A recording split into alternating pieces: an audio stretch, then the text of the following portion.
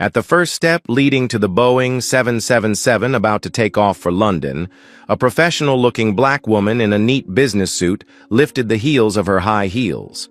She was about to board the plane, ending a long day and beginning an important business trip. Suddenly, two figures in airport police uniforms appeared right next to her, cutting through the crowd.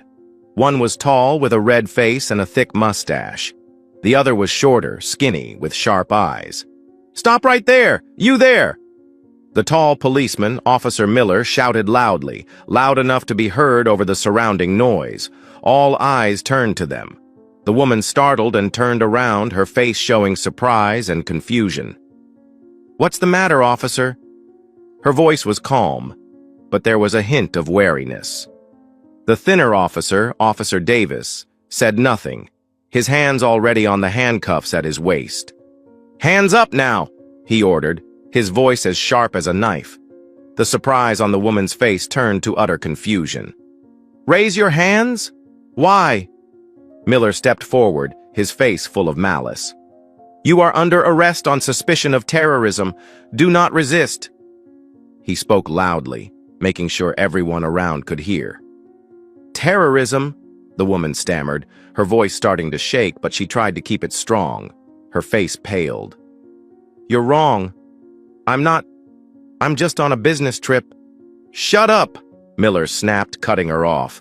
He quickly pulled out his handcuffs. "Follow us. Hurry!" Click. The dry, metallic click of handcuffs tightening around the woman's wrists rang out loud in the sudden silence of the crowd. Dozens of eyes were staring, some curious, some fearful, some coldly judgmental. Officer Miller pushed the woman forward, forcing her to turn and walk against the flow of people boarding the plane. She staggered, trying to keep her balance in her high heels, her face showing confusion, shame, and deep hurt. Two police officers clamped down on either side, escorting her away like a dangerous criminal. What the hell is going on here? Who is this woman? Why is she being treated like a terrorist at the boarding gate, in front of so many people? Is this a terrible mistake by the security system, or is there some dark conspiracy behind the harsh and prejudiced actions of these two police officers? What is the truth? Join us as we delve into this story to discover the shocking details and the quest for justice behind the dramatic and unjust arrest at Gate F Atlanta Airport. The woman handcuffed and led away in heavy silence was Imani Washington, 32. She was no ordinary passenger. Though she appeared vulnerable and frightened at the moment, Imani was an intelligent, strong African-American woman with a distinguished career that the two police officers did not know. She was on her way to London, United Kingdom, to attend an important international legal conference where she was scheduled to speak. The trip was the culmination of months of preparation and had great significance for her burgeoning career. The suit she was wearing, the briefcase filled with important documents, all of which exuded professionalism and status. But in this moment, all of that seemed meaningless in the face of harsh and prejudiced treatment. Officer Miller and Officer Davis were not gentle. The handcuffs were clamped tightly around Imani's wrists, almost bruising her flesh. Miller held her upper arms tightly, occasionally tugging as she walked, seemingly slowly in her high heels. Davis walked beside her, his cold gaze scanning the crowd, as if he were inspecting a truly dangerous prisoner. Their actions were more than just the execution of duty, they were also laced with arrogance and condescension. The humiliation parade began. They led Imani back up the ramp, past the waiting area of Gate F, where hundreds of pairs of eyes were on her. The buzz was like a swarm of bees. What happened? What did she do? She looks scary. It must be a terrorist. The whispers, sympathetic and curious and judgmental, pricked Imani's ears. She felt her cheeks burn with shame and anger. She tried to hold her head high, her back straight, not let them see her collapse, but the feeling of helplessness and public humiliation was terrible.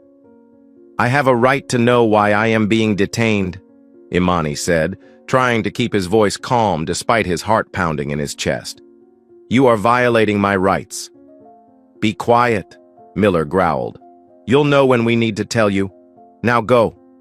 Davis just sneered, a smile filled with contempt. "Rights? People like you have no right to demand them." The word stabbed Imani like a knife. "People like you." The racist implication was obvious and unmistakable. She realized that perhaps this was more than just a mistake. Something darker was going on. They continued to lead her through the long, crowded corridors of the international terminal. Everyone turned to look. Airport staff, passengers from other flights, security personnel, all witnessed the sight of a black woman being handcuffed and escorted by two white police officers with stern faces. Every step was a mental torture. She felt like she was naked in the crowd, stripped of all her dignity. She had worked hard all her life to build her reputation and career, to prove her worth, and now, in just a few minutes, it all seemed crushed under the heel of prejudice and abuse of power. Eventually, they turned into a quieter hallway that led to a restricted area of the airport. After passing through several more security gates, they stopped in front of a gray metal door with no special markings. Miller opened it and pushed Imani inside. It was a small room, about 10 square meters, with no windows. Cold, white, fluorescent light poured down from the ceiling. There was only a simple metal table, a few hard plastic chairs, and a bare wall. The air in the room was cold and stifling, giving off a feeling of isolation and fear. The door slammed shut behind her, the sound echoing in the silence, completely cutting Imani off from the outside world. She was left alone with the two people who had taken away her freedom and dignity just minutes ago. Fear began to creep back in, but alongside it, a fire of anger and determination began to burn within her. Inside the cold security room, the atmosphere became even more tense. Officer Miller casually sat down on the chair opposite Imani, rudely putting his feet up on the table, clearly showing his complacency and power. He looked Imani up and down with a scrutinizing and somewhat contemptuous gaze. Officer Davis stood leaning against the wall near the door, arms crossed over his chest, his face cold and expressionless, but his eyes continuously observed Imani's every move. The handcuffs were still tightly around her wrists, causing pain and discomfort. "Okay, Miss Washington," Miller began, his tone patronizing. "Get your identification out. Passport, driver's license, everything." Imani took a deep breath, trying to control her surging emotions. She carefully used her cuffed hands to retrieve her wallet from her bag on the table. She pulled out her American passport and Georgia driver's license and pushed them toward Miller. Miller took it, flipped through it, barely reading it. He smirked. Imani Washington, 32 years old. He glanced at the words on the license, but didn't seem to care much. "That name sounds familiar," he said absently, looking at Davis. Davis just shrugged. Clearly, they hadn't realized the true significance of that name and title. To them, right now, she was just another black woman they could easily bully and exploit. The interrogation began, but it was more like a pointless and prejudicial interrogation. The questions were vague, accusatory, and prying. "Where were you last week?" Miller asked, though his flight information was clear. "Have you been in contact with anyone suspicious abroad?" Davis interjected. "Why are you in London alone? What's the real purpose?" Miller narrowed his eyes suspiciously. "A legal conference? Sounds like the perfect cover." Imani patiently answered each question as calmly and clearly as she could, despite the anger boiling inside her. She explained again the purpose of her business trip, the name of the conference, her role there. She emphasized that she was a law-abiding citizen with no ties to terrorism or anything illegal. She repeatedly asked to know the specific charges against her and to be put in touch with a lawyer.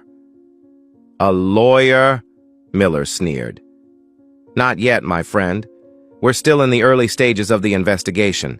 And you know, once you get the label of suspected terrorist stuck on someone, even if it's just a suspicion, it can be a real pain." Davis stepped closer to the table, lowering his voice. "Yes, The national security system. Once your name is flagged in the system, even if it was a mistake, the process of removing it is extremely complicated. The FBI gets involved, Homeland Security gets involved.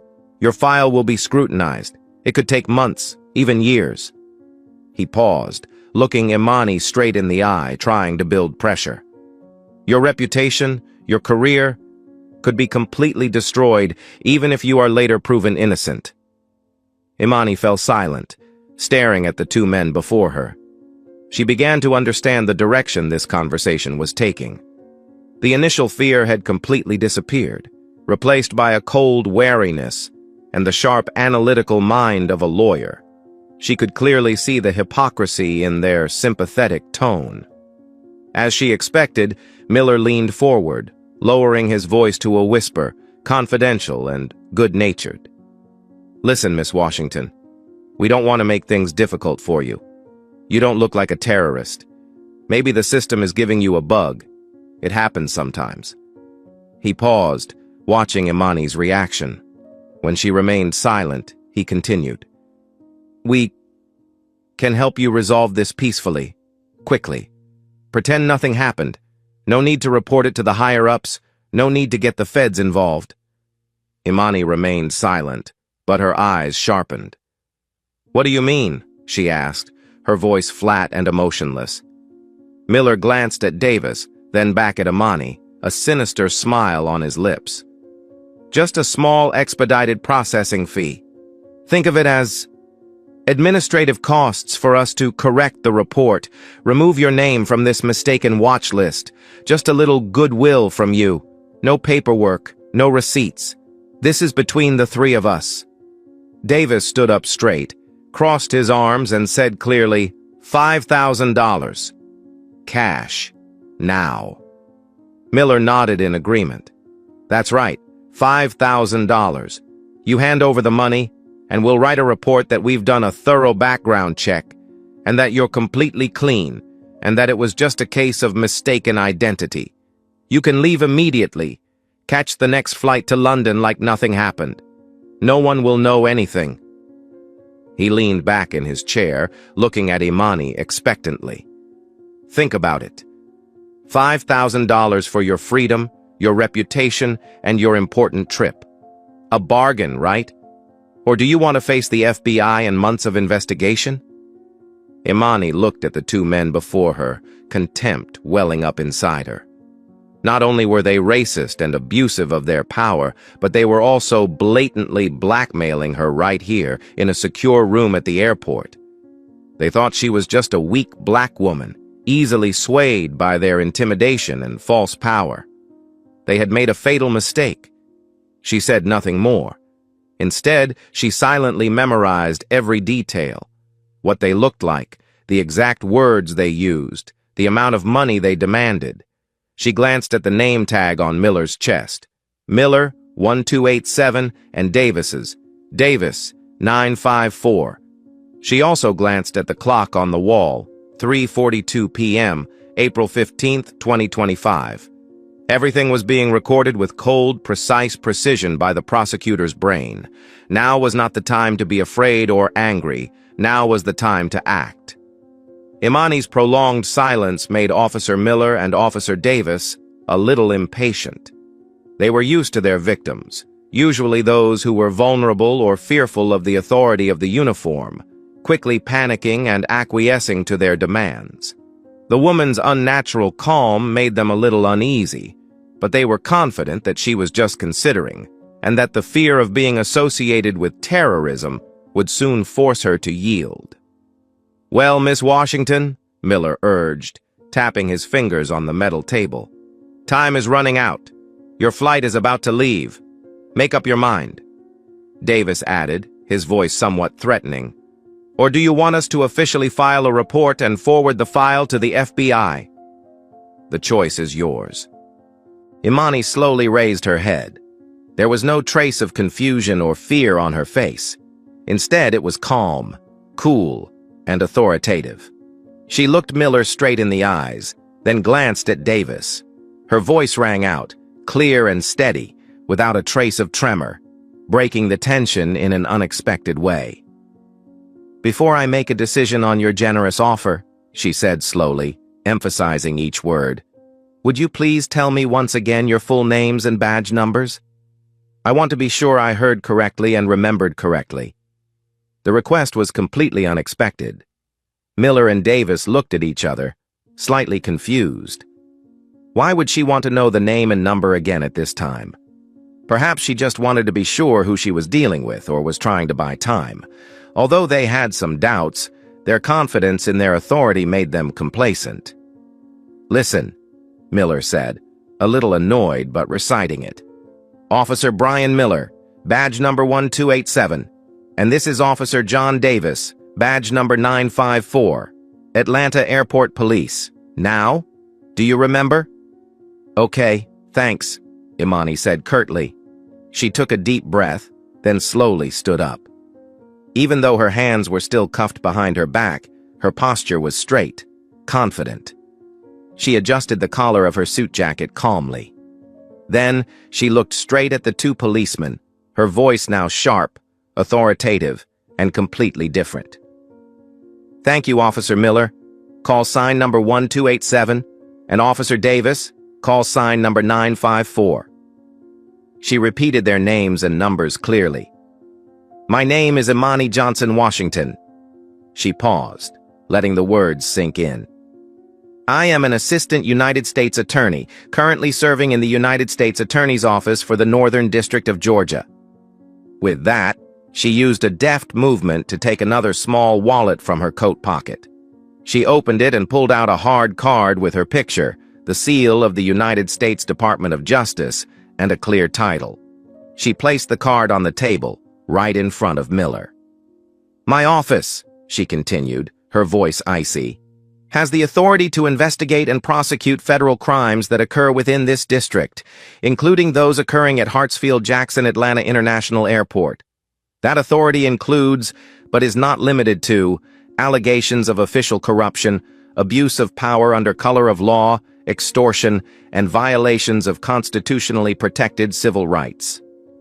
A deadly silence fell over the room. Officer Miller's face changed rapidly, from red to white to ashen. His mouth fell open, his eyes wide as he looked at the card on the table and then back at Imani, unable to believe what he had just heard. "What?" he stammered, his voice cracking. You're joking, right? This is a joke, right?" Officer Davis was worse. He took a step back, his back hitting the wall. His face was as white as a sheet, cold sweat breaking out on his forehead. His eyes were filled with panic and fear. He looked at Imani as if he had seen a ghost. All their arrogance, confidence, and superiority had evaporated in an instant. They realized the terrible mistake they had made. They had just attempted to blackmail a federal prosecutor, a man with the real power to destroy their careers and their lives. Imani looked each of them straight in the eye, anger now evident in her cold eyes and unforgiving voice. "I never joke about my job, and certainly not about serious violations of the law like this, officers," she ordered, her voice full of authority. "Now, both of you are required to remain seated. Absolutely do not touch anything, especially the walkie-talkie, personal phone, or weapon. Such action could be considered obstruction of justice or destruction of evidence." She looked around the room, then continued. "I need to use my phone. Please put my bag on the table." Davis, like a machine, shakily picked up Imani's bag and placed it on the table. Imani pointed to the phone inside. "Take it out and give it to me." Miller, still in shock, stammered, What are you going to do?" "I need to make a few calls," Imani replied curtly, her voice brooking no objections. "The first call will be to my immediate superior at the U.S. Attorney's Office. The second call will be to the Chief of Security at the Atlanta Airport. And the third call will be to the FBI Special Agent in charge of communications at the airport. They need to be made aware of this immediately." The roles had completely reversed. The helpless victim of a few minutes ago was now in control, a federal prosecutor initiating the process of bringing justice to the very people who had just attempted to trample the law. The two corrupt cops could only sit back and await the grim fate they had brought upon themselves. With her cell phone in hand, Imani Washington made the calls with a calm and surprisingly professional demeanor. Her voice on the phone was a stark contrast to the image of a victim who had just been publicly humiliated. She briefly and precisely explained the situation: her identity, the location of her detention, a security room near Gate F, the identities and badge numbers of Officer Miller and Officer Davis, and the allegations of false arrest and outright extortion. She demanded immediate intervention from her superiors, airport security, and the FBI. The effect of those calls was almost instantaneous. Less than 10 minutes after the first call, the door to the security room swung open with a bang. Not one or two people, but a group of people entered, their faces extremely serious. At the head of the group was a middle-aged man in the uniform of a senior airport police officer. He was followed by several other junior police officers and a man in plain clothes, sharp and cool-looking, obviously a notified FBI agent. Their eyes scanned the room. They saw Imani Washington standing tall, her expression determined. Then they looked at Officer Miller and Officer Davis, who now looked like they were on the verge of total collapse. Their faces were ashen, their uniforms were beaded with sweat, their eyes filled with fear and despair. Needless to say, the situation was clear. The senior officer immediately walked towards Imani. "Miss Washington? This is Captain Thompson, in charge of security for this area. We sincerely apologize for this unacceptable incident." His demeanor was respectful and apologetic. He signaled for another officer to immediately remove Imani's handcuffs. Captain Thompson turned to Miller and Davis, his voice cold and stern. "Miller, Davis, immediately surrender your weapons, badges, radios, and police identification cards." Miller and Davis trembled as they followed the order. They barely dared to look up at anyone. Miller's red face had turned white, and Davis looked as if he were about to faint. "Both men are immediately suspended pending a full investigation," Captain Thompson said in a loud statement. "Their actions are a disgrace to the Atlanta Airport Police Force and will not be tolerated." At this point, Miller stammered out, his voice full of pleading toward Imani. "Miss Washington, please. It's just a terrible misunderstanding. We didn't mean to." Davis also mumbled, "We're sorry. Really sorry. Please give us a chance." Imani looked straight at them, her eyes cold and unwavering. "Misunderstanding? You handcuffed me in front of hundreds of people, falsely accused me of being a terrorist, dragged me here and demanded $5,000 in cash to settle things. That was not a misunderstanding. That was a deliberate, racist, and blatant abuse of power crime. You will face the full consequences of that action before the law." Her steely voice silenced Miller and Davis, all hope of mercy gone. They knew they had gone too far, and the consequences this time would be irreversible. Two other police officers were ordered to escort Miller and Davis from the room. They followed, heads bowed, looking miserable, a stark contrast to the swagger of an hour before. Immediately after Miller and Davis were taken away, FBI agents and investigators from the Airport Police Internal Affairs Division began the formal process. They approached Imani respectfully, asking her to give a detailed account of the entire incident. Imani, with the professionalism of a prosecutor, recounted everything in a coherent, precise, and detailed manner, from the moment she was stopped in the plane's stairwell, to the words and actions of Miller and Davis, to the blackmail offer in the security room. She emphasized the obvious racist elements in the two police officers' attitudes and words, as well as their serious abuse of power. The official investigation has begun. Investigators quickly set about gathering evidence. Imani's testimony, considered the core and most reliable evidence. Security cameras. Check all the cameras in the F-gate area, the aero bridge, the hallways that Imani was escorted through, and especially the area outside the security room. Even if there were no cameras inside the room, the images of them leading her in and their demeanor outside were important evidence. Activity logs. Check Miller and Davis's patrol logs and radio logs to see if there are any reports or communications regarding suspected terrorism, most likely none, indicating their actions were spontaneous and malicious. Personnel records. Check Miller and Davis's employment records to see if they have a history of similar complaints of abuse of power, racism, or other misconduct. It's likely this isn't their first time engaging in similar behavior, but this time, they've targeted the wrong person. Witnesses. Try to identify and contact potential witnesses, flight passengers, airline employees, other airport personnel, who witnessed the public arrest at the gate. Their testimony will further corroborate Imani's story.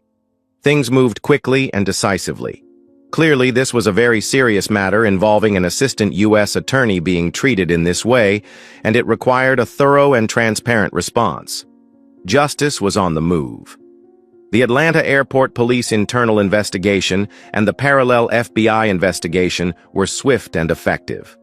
With Imani Washington's detailed, consistent, and compelling testimony, along with supporting evidence from security cameras, which captured the rough arrest and public escort, activity logs that showed nothing unusual about a real threat, and possibly testimony from a few courageous witnesses, the picture of Miller and Davis's misconduct became indisputably clear. There is no evidence that Imani had any ties to terrorism or any illegal activity. On the contrary, all the evidence points to Miller and Davis acting on racial bias, abusing their authority to arbitrarily arrest her, and then attempting to extort her when they realized their mistake. The internal investigation didn't take long to come to a conclusion.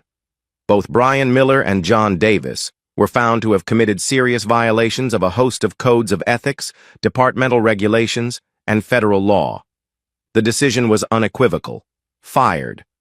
Both were officially stripped of their police status, ending their law enforcement careers in disgrace. But their dismissal was just the beginning of their legal troubles.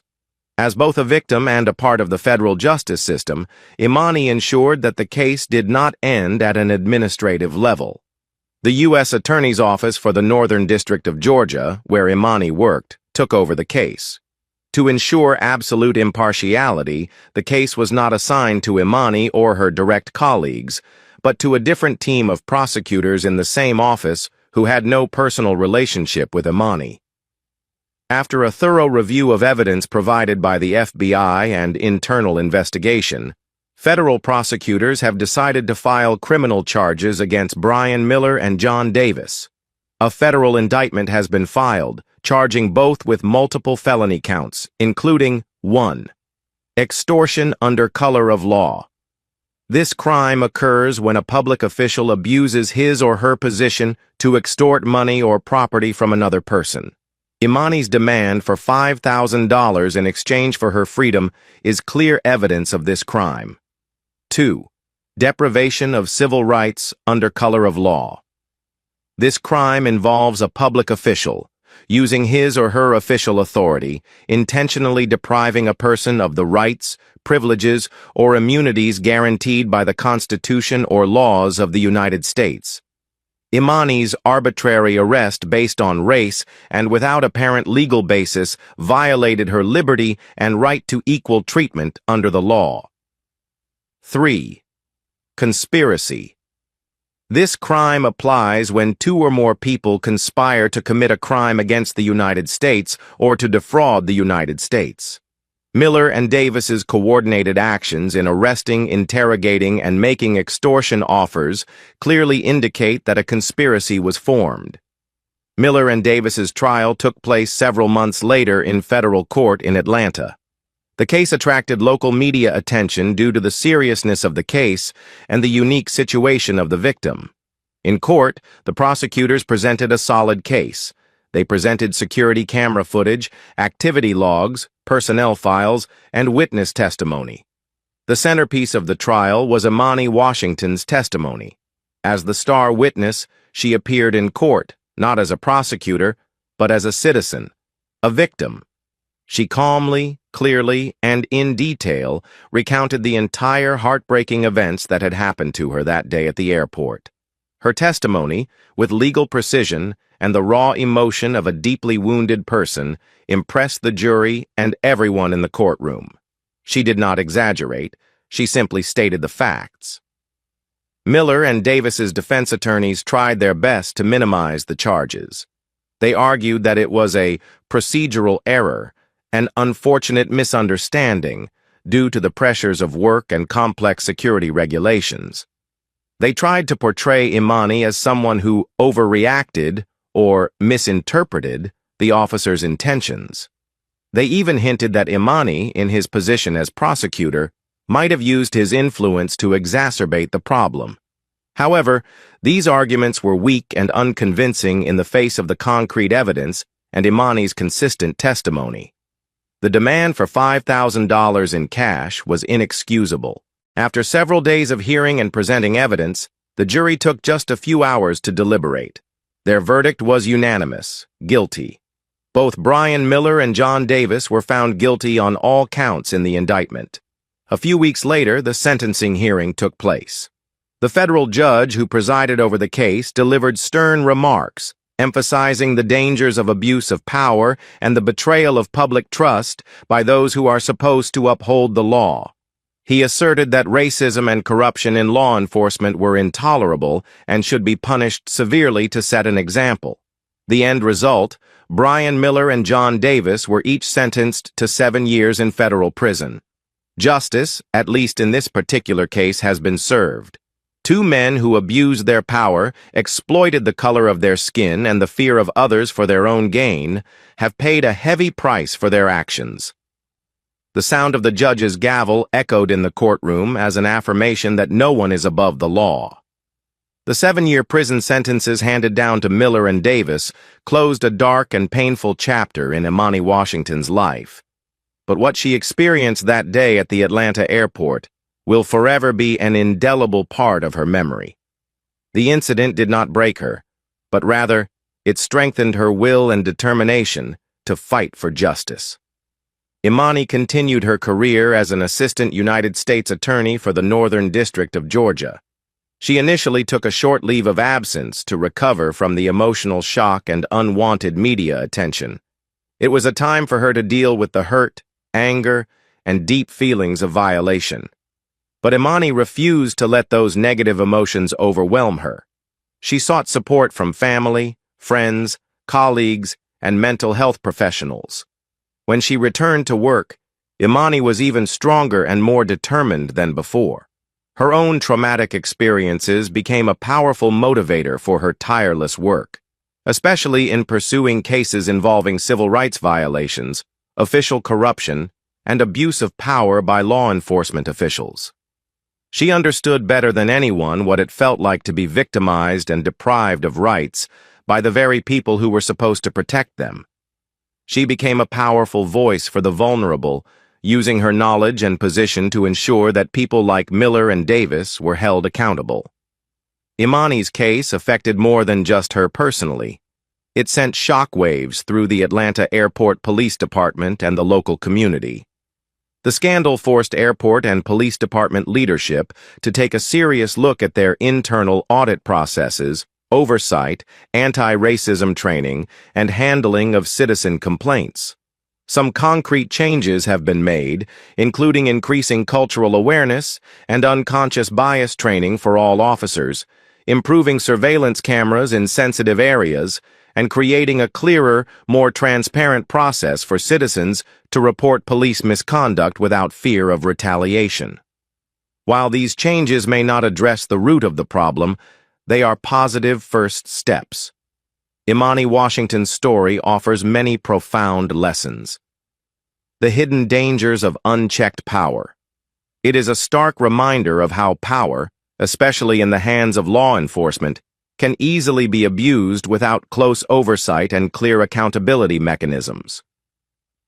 Racism is still persistent.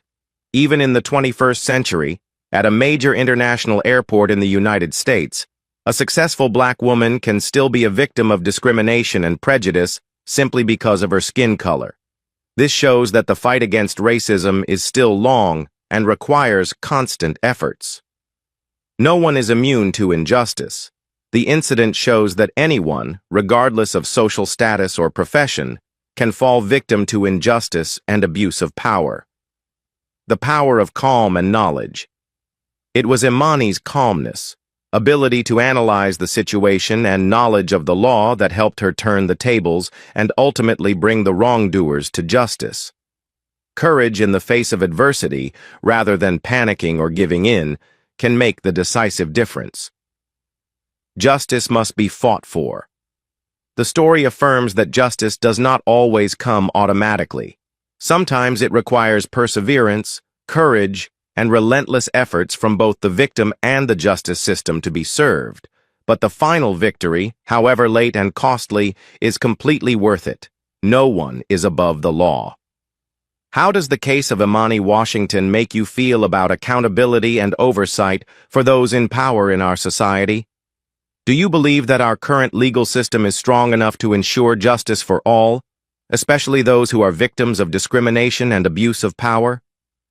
Please share your honest thoughts and feelings about this story in the comments section below.